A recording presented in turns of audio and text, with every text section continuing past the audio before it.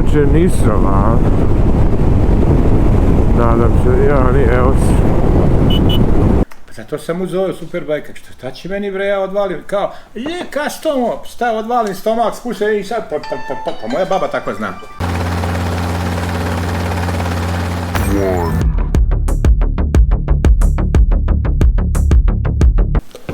Sada je 10 sati, Beli mi je javio da mora bude u Loznici u 12 da bi registrovao motor. Što znači da ja treba da se spremim, spakujem, odem po njega da stignem u Loznicu u 12.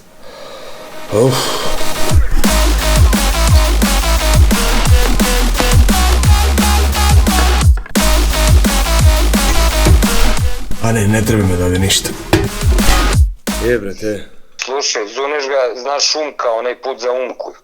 Pa i ne baš.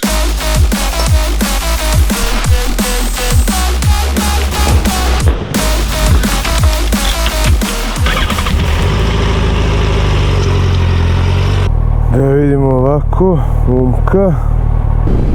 I čao ljudi! Idemo jednu brzu epizodu. Brza je zato što moramo brzo stignemo Umku. A ovako da li je brza, pa nemam pojma, ne znam što će danas sve se dešava, ali u tome valjda i jeste lepota ovoga što radim. Za divno čudo nije gužva po gradu. Jel on reče nisam, a? Nadam se, ja ni, evo se. Gde ste, braćo? GoPro-ovi okačeni. To je ta ekipica, evo prvi put 3 motora u grupi, širimo se, baš lepo. Ćao, čao.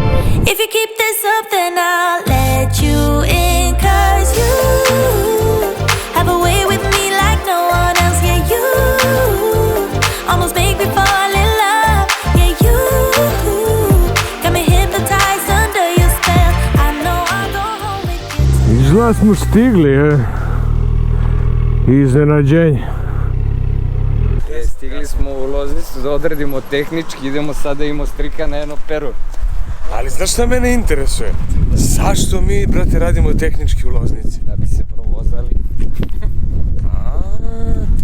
Ja sam kapirao da je tebi motor registrovan na nekog u Loznici ili tako nešto. Jesi moj stari, jesi lijepi moj. Dobar dan. Kako dan, care, svaki dan, kako da ne. Ovdje ima još nekih zanimljivih stvarčica.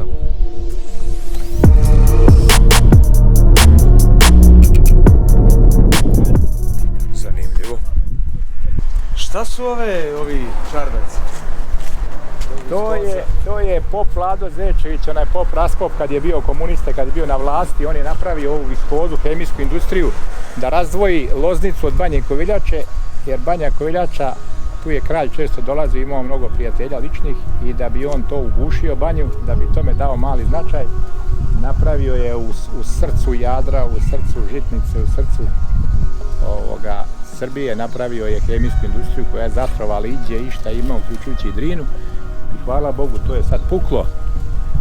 Zahvaljujući tim istim komunistima koji su to napravili, pa i Ratu Malko, i to je sada ništa. Evo oni počinju proces pregledanja toga, a mi sad idemo malo da odmorimo.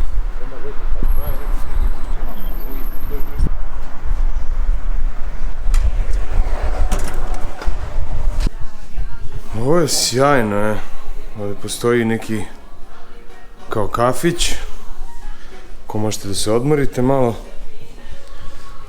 Evo ga servis. Da, ostaviš auto dole, popiš pićence, kaficu, all inclusive usluga.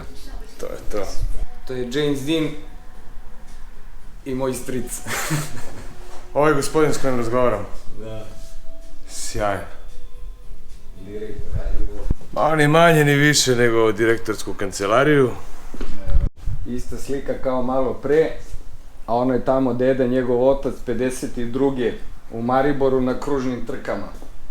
Kao klinci, inače svako leto smo dolazili ovde, strikanje imao između ostalog prvih 5 Honda Afrika u Srbiji, on je imao jednu.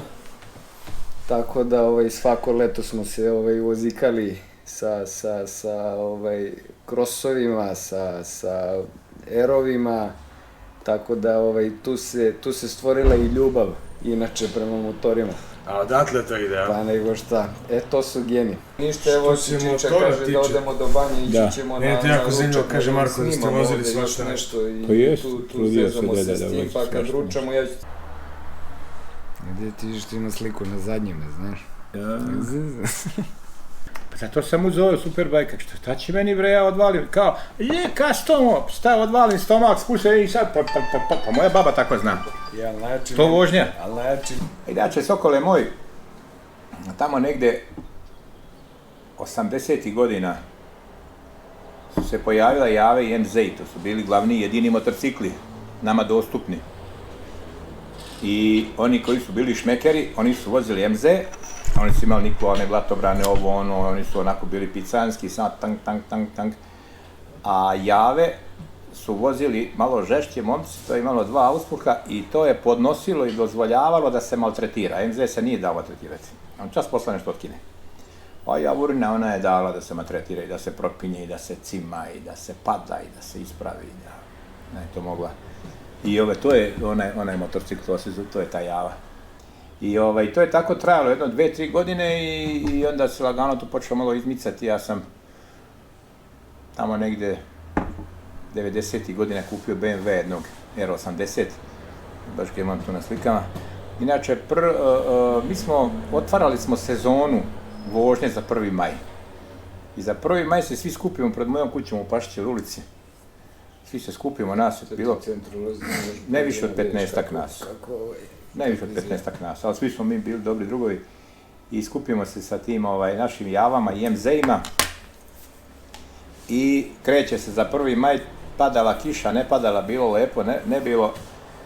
I kreće se odavde i vozi se nekad preko Šapca pa na Cer, na Tekeriš, a nekad direktno na Cer, na Tekeriš. Jer tamo je nekakav vašar, bila je tamo nešto iz nekog razloga, ja ne znam zašto, ali je to bio nedonarodno veselje, bio vašar, bilo šatri, dosta, bilo muzike, kako je to onda bilo, pečenje jaganjci i te stvari.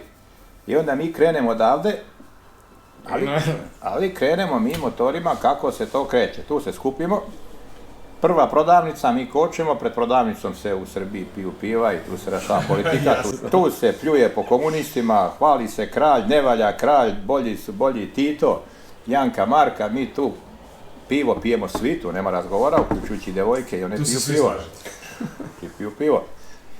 I posle druge, treće prodavnice, to je već drugo, treće pivo, onda nastaje takmičenje. I to se onda loži do na Cer. Na Ceru ja obično, uvek sam bio najstariji da bude zlo veće, pa i sad evo. Na Ceru ja odaberem lepu kafanu, odem prvo pa vidim u šatru, vidim tamo gde je pečenje, gde je najlepše to. I onda zahtevam da se sastave stolovi svi. Ja sednem u čelo stola i onda komandujem. Da ide pečenje, da ide pivo, da ide ovo, da ide ono. Onda kreće takmičenje, sad se vraćamo. A kažete mi, a šta je takmičenje? Pa ko će bude prvi? Uopšte. Trci u čemu? Da, startujemo, čim prođemo kroz vašar. Mi imamo destinacija, prva prodavnica je destinacija. Da li ona bila na 2 km ili bila na 12 km? Aha, znači to je staza od izlaska iz šatre do prve sljedeće... Prodavnice. Da. Tu stajemo i onda komentarišemo. Ko je koga gde obišao, što ga je obišao, a što si ti kočio, a one kaže, ti si mene zajebo da ti meni nisi sasekao, ja bi tebe smazao, znaš one krivini tamo kad sam ja krenuo, a ti pederčino meni svučaj desno. Kaže, nisam svukao desno, majmune, bio si iza mene 2 motora, nisi mogao uopšte proći. Mogao sam. I to je ta priča koja je vrlo interesantna. Mada tada su bile brzine dosta manje, a i nisu, čujte, vozilo se to 9-10 banki, a ova je bez problema išla. Koliko mora je to, 100 na sat? Pa otprilike neka kataloška brzina je 115 km, ali svaka, bez obzira u kakvom je stanju, išla 100 na sat.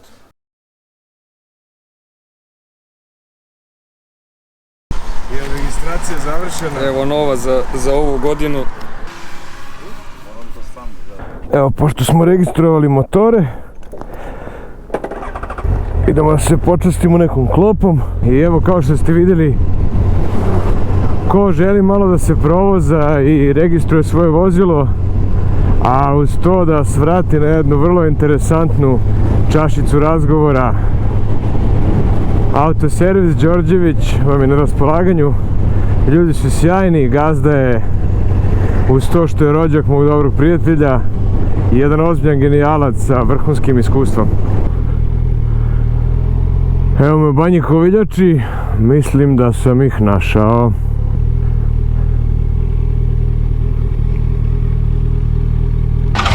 Evo da se isproba fejzer, a sad na kraju kad ne bude valjao bit će sramota, ali dobro.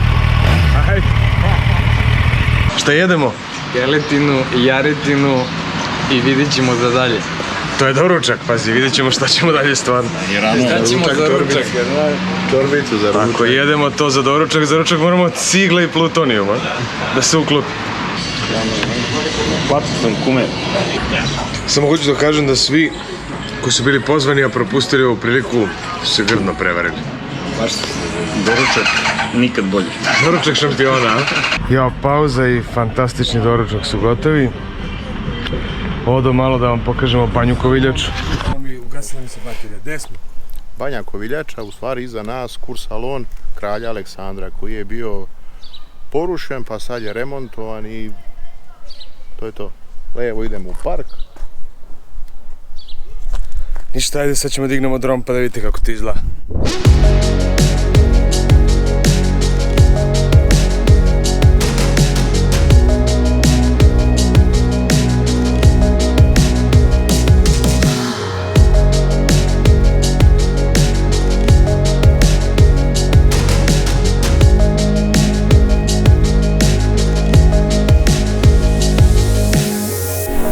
Nadam se da ste uživali ovome kao ja dok sam leteo.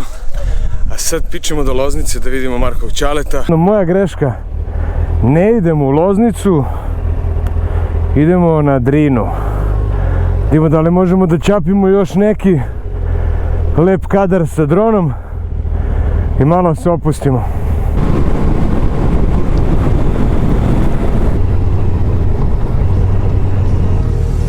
Šta bi ja bez malo off-roada na mom off-road fejzeru? Prosto šteta. Bez obzira na to, ljudi, kako ovo ovdje lepo izgleda.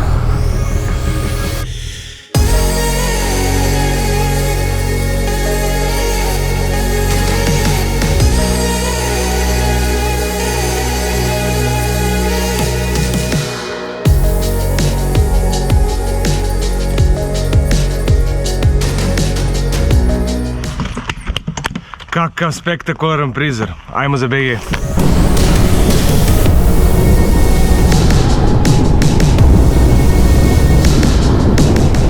I ljudi moji, mislim da je vreme da privodim ovaj klip kraju. Vožnja je bila fantastična, nadam se da ste vi uživali gledajući kao što sam ja uživao pravići je. Nadam se da će vam se dopasti ovih par kadrova dronom koje smo napravili. Ja sam baš uživao dok sam leteo. Ako neko gleda do kraja, ajde onaj like, subscribe, share, kako se to već kaže. Iako mene ta priča jako iritira, ali dobro. To je to. Hvala vam puno na pažnji i vidimo se u nekom od sljedećih klipova.